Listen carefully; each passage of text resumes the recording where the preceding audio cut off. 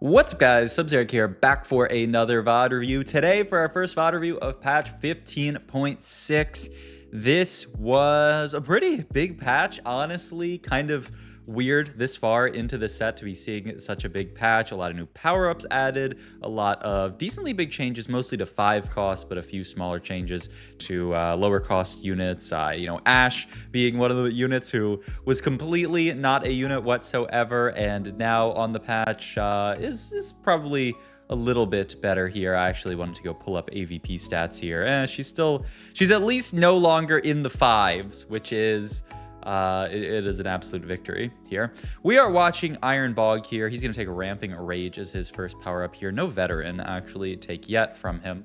IronBog, of course, one of the best players in APAC, won the Star Guardian Cup in APAC, won the first cup as well, so he's the only 2-cup winner across all of the regions, which is absolutely crazy. And he's streaming. He's playing TFT. I feel like this guy is, in my opinion, the second best player in APAC, but definitely one of the most decorated players in APAC. So I feel like you have to watch him whenever he's playing. So we start off here, GS Slam if we want to make it here. Nothing too, I could certainly see this being a veteran Janna game. This got actually buffed a little bit this patch because now Veteran is a primary power-up for Janna, so it's going to be a lot easier for you to find it on Janna. Actually, we can pull up the table that Meta TFT has real quick here. I'll play out power-up while we do this, or augment here. Doing a quick scout. He's a guy with a couple of Jannas, so maybe we're leaning away from that a bit.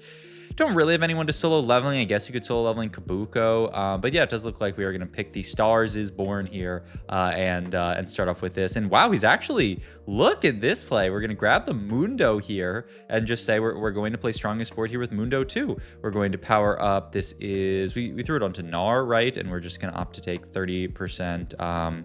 What is that, 30%? It's not like bludgeoner or anything like that. I'll look this up real quick, and then I do still want to look up those Janna stats because I do think it's actually like quite consequential. It used to be about like a little under 20% your odds of hitting Veteran, and it should be a lot higher now. So I'm excited for that. But this Gnar board I'm also excited for to see, and I want to know what power up we got here. Oh, it's just double strike. Okay, so double strike Gnar, not a golden edge Gnar as we would see back in the day. I mean, we don't have like a Guinsoo's for him or anything like that, but still a great start. And it's gonna be interesting to see what IronBog actually wants to play from this spot. Obviously we have 4 Mundos. We could just play a Jin Mundo game. That's one of the comps that's kind of, I would say, one of the like B tier reroll options last patch, and received no buffs or no nerfs this patch. So definitely something that we could look at.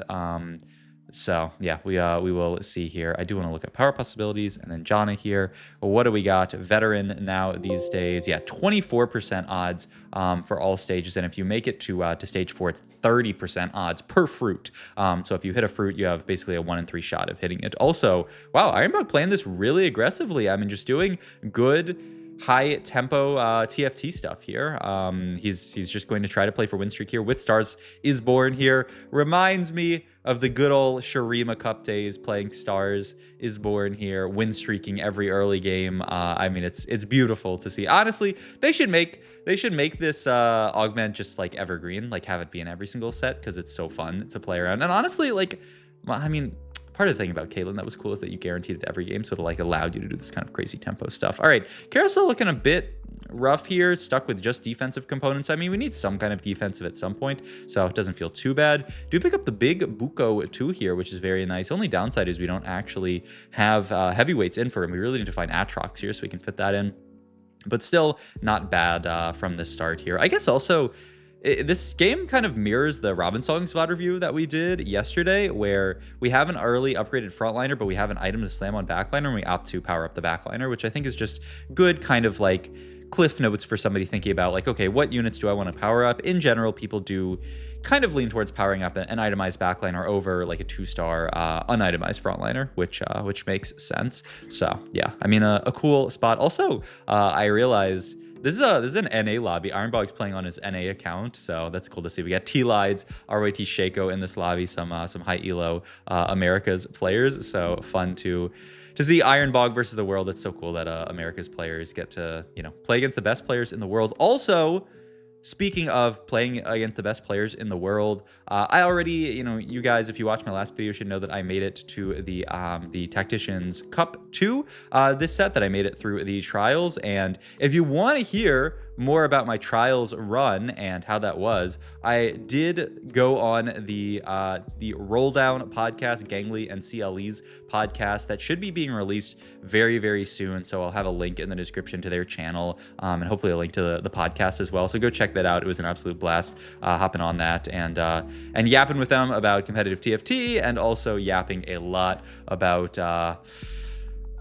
this trials format that was not the best, which we've talked about already. Item slam wise here, so direction wise, this is, well, it would be our 5th Mundo, except we actually sold the other one, so we're not angling Mundo Jin at all in this spot with 0 Jins. It's a little bit rough. From an item slam perspective, I mean, you can easily make a Sunfire IE here and then just have 2 item slam, 2 very good tempo items. And I mean, this to me more and more is looking like a fast 9 game from Mr. Bog here. I don't think we want to play the Udyr. Yeah, that's going to give us 2 out of 1 mentor, so I don't think that's Udyr oftentimes good on this board, but not when you have a big Koboko 2.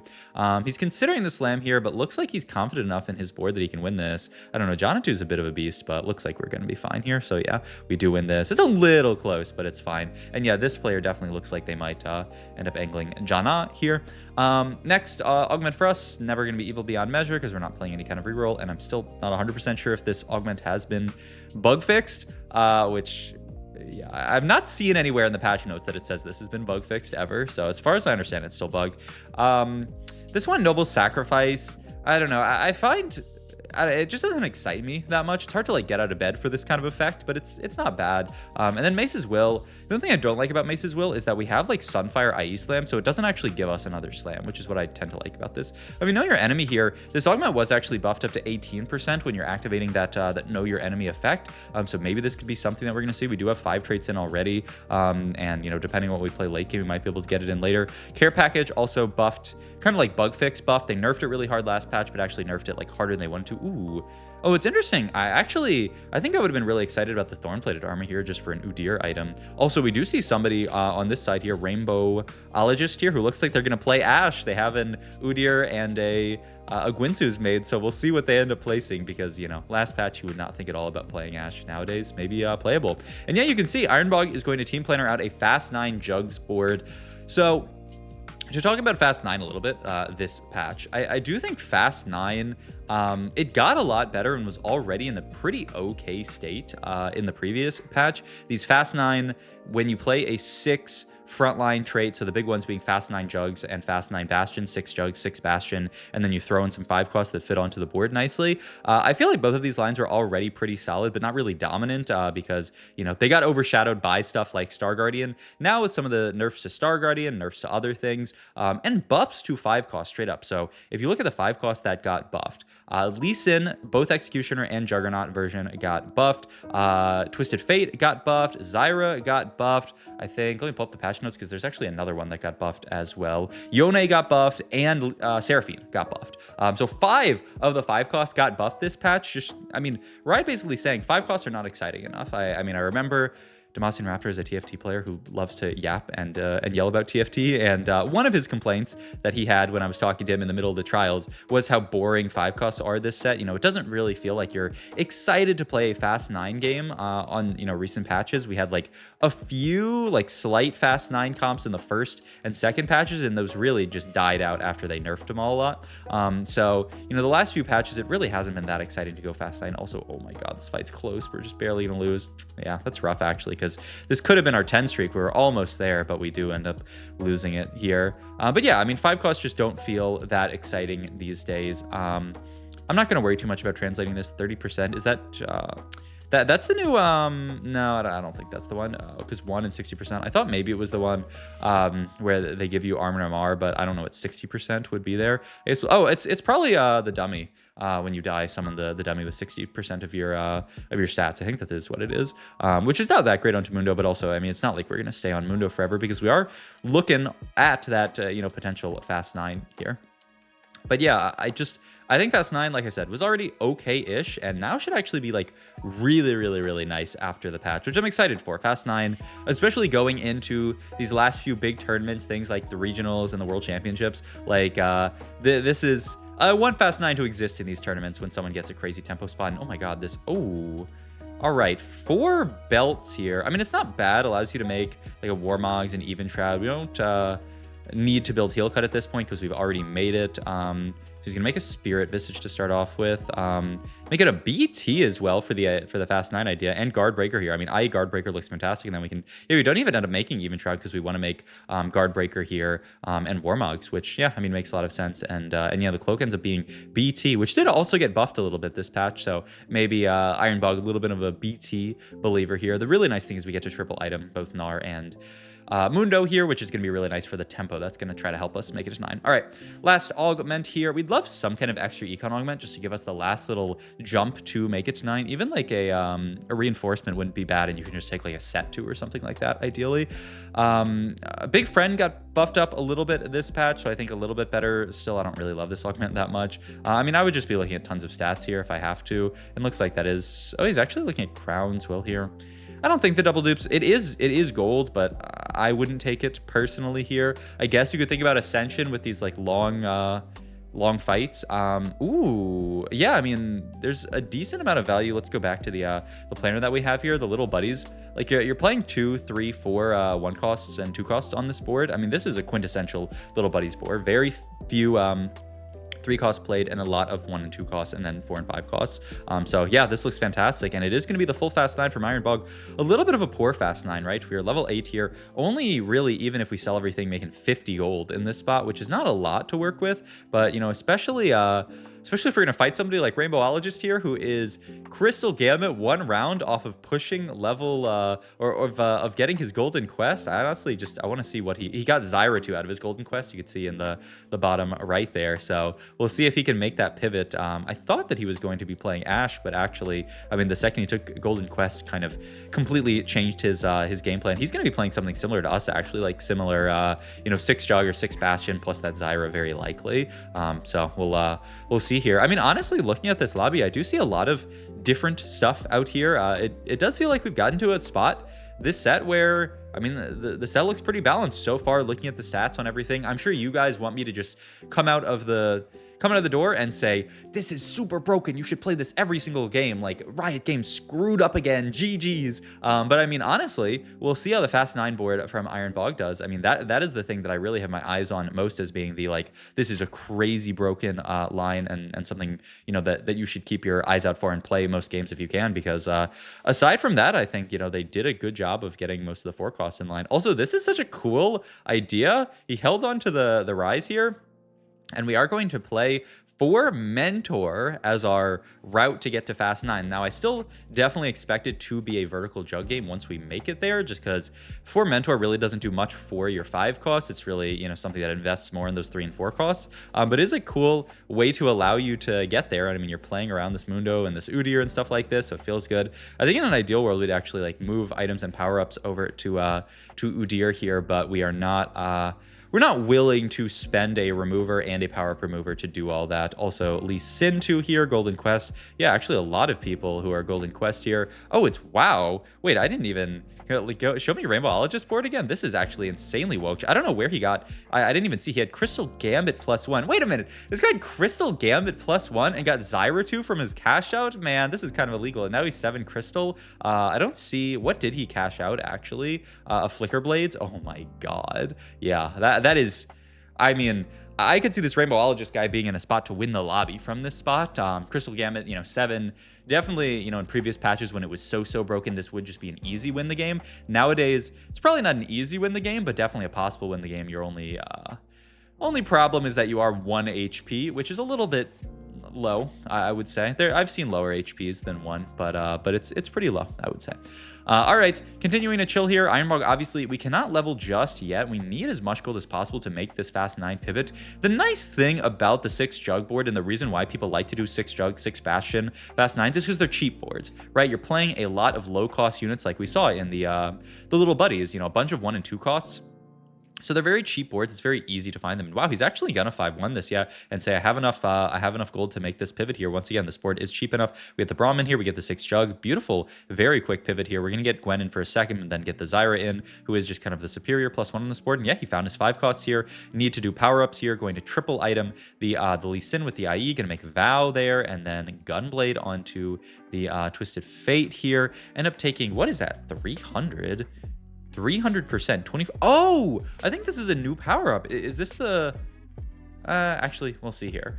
This might be one of the new power-ups. I didn't know if Twisted Fate could get this one. There is one that gives your unit like a bunch of attack speed when your other power-up unit died, but I don't know what the 25% is there. And then he still got power-up on Mundo, which you need to move. Yeah, it's Furious Rampage here. So gain 25% AS onto the TF when another powered up unit dies. So when your Mundo dies, the unit gains 300% AS for 4 seconds. And then if TF dies first, then it actually gives the effect to the other unit, which is really, really cool. All right, let's see Lee Sin power. Oh, he's actually going to remove her this. So say, I don't care about it that much. I think this is also probably, I think this is the other new power up that is really, really nice onto TF here, which is, it's called Noxious something, Noxious Fumes maybe. If this is the one that I'm thinking of, this gives Shred, Sunder, and Heal Cut. So just a super, version of stuff like Sky Piercer in the past here. I'm going to move these items over here. And yeah, it is called Toxic Trap based on the translation here. Lee Sin power up going to go here. He ends up taking this one, which is, it's annoying. It's the only one that I didn't actually know what it was here. So we'll go back and look at this power up here.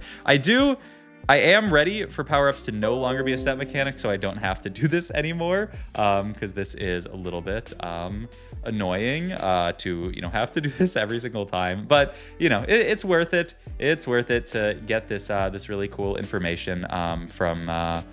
Okay, so oh, this is the it's actually buffed as well. This is the one that gives Omnivamp and then also CC immunity. I'm blanking on the name here, and says Firm and Fearless is the auto translation here. But this has been buffed up to be 25% to Omnivamp now. So yeah, the IronBog here getting a lot of new power-ups this game. I really do like this this new Toxic Trap one, whatever it's called. Because, I mean, just getting all of that onto TF, Armor Shred, and MR Shred, and Heal Cut means that, I mean, you don't have to care as much about these items. We ended up, he reforged his Sunfire, right, that he slammed in the early game, ended up finding a Protector's Vow, which is a fantastic in here, just as an item to get, your Braum to cast really fast. I mean, his spot looks amazing here, and does get to a third item onto TF, where TF, kind of does, do pretty well with that spell crit. TF, as well, like we talked about, got buffed up this patch. Actually, I'm going to pull up Twisted Fate, star level 2 with 3 items, just to see if his itemization has changed at all. I don't imagine that it has. Yeah, the stat's still saying stuff like Windseer's red buff, GS, IE, Gunblade pretty good onto him. Kraken's okay onto him. LW great onto him. Morello's good onto him. Good to, spread, Heal Cut, and Armor/MR Shred, which is why, I mean, this has to be his best power up by a mile if you're in a spot where you need this kind of stuff. And it's cool to see, like, we kind of neglected to build Armor Shred this game, and I mean, we get like rewarded for it because we know that we have this this new power up that we can go for. I mean, it's fantastic here, just spreading it to the entire board basically. So really, really nice. Zyra also on our board currently unitemized, but this is another unit that did get buffed up. So you can be pretty excited about putting items on her as well. I think the big buff though on this board that we're seeing is to the Lee Sin here. Extra damage from his Juggernaut cast is really, really nice. Onto a unit like Lee, who, I mean, he was already, I feel like, on this board not even that bad, and I feel like he's kind of a monster now. All right, Rolling down, trying to find our 2-star 5 cost, pick up the 2-star TF, which is huge here. Picking up a last item for Braum here, actually. Yeah, this is going to be Braum, and then we're going to move the other tank item over. Yeah, just get the Braum casting as quickly as possible. This is Giga Mana Gen Braum. He's literally like one auto here to cast with the Vow and the blue buff. So blue buff Braum tends to be so good here. And I mean, huge cast onto the mech here, and we're going to clear this mighty mech board, which is one of those boards that actually got nerfed a little bit. The 7 mech got nerfed, and then 5 mech got buffed here. All right, we get our random 5 cost here from, what was that from, actually? I'm kind of losing my mind here. Why did we just get a random 5 cost? Oh, from TF. I was like, where did that come from? Use the gold to roll down, pick up a Zyra here, and we are, you know, continuing to just destroy this entire lobby. I will say, you know, we are hitting our max cap here, but the board seemed pretty stable on 1-stars and is looking disgustingly stable on all of these 2-star 5 costs. So if there is a comp to look out for, one that, you know, if you ever end up in a spot for it that you should be playing towards, it does really seem like this Fast 9 Juggernaut, Fast 9 Bastion, really good options. Fast 9 Juggernaut probably. Honestly, yeah, let me pull up. I have Twisted Fate too. So if I type in Juggernaut, 6 Bastion, the stats like 6 Juggernaut a little bit better onto Fast 9 at CF, but I think both are still very viable options if you end up here. And I think the viable option we're going to end up at is a W here for Mr. Bog here. So yeah, I mean, a really cool game showing off the power of Fast 9 and a lot of these new power-ups that look fantastic here. Hope you guys enjoyed this video. If you did, please like, comment, and subscribe. Check out my Twitch Metify, all my links down below. Once again, go check out the link to the Roll Down podcast down below. It was an absolute blast. We talked Tactician's Trials, we talked competitive TFT, we talked so much stuff. So go check it out, and I will see you guys in the next video. Thanks for watching.